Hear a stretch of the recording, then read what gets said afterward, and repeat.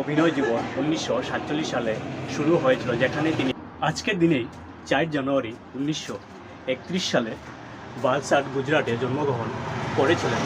ভারতীয় চলচ্চিত্রের একজন কিংবদন্তি অভিনেত্রী, যিনি মূলত মা চরিত্রে অভিনয়ের জন্য পরিচিত, বিশেষত অমিতাভ বচ্চনের মায়ের ভূমিকায়। তিনি হলেন কোকিলা কিশোরচন্দ্র বুলসারা, যিনি নিরূপা রয় নামে ভারতীয় সিনেমাতে পরিচিত।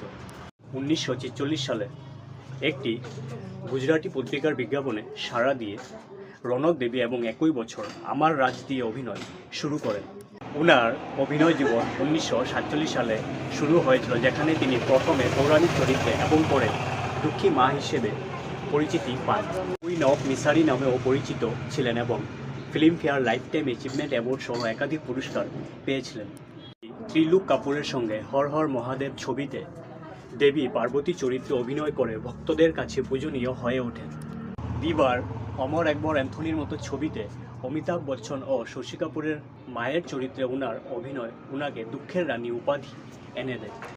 2004 সালে তিনি হৃদরোগে আক্রান্ত হয়ে মারা যান, কিন্তু ভারতীয় সিনেমায় মায়ের প্রতিমূর্তি হিসেবে ওনার উত্তরাধিকার আজও অম্লান।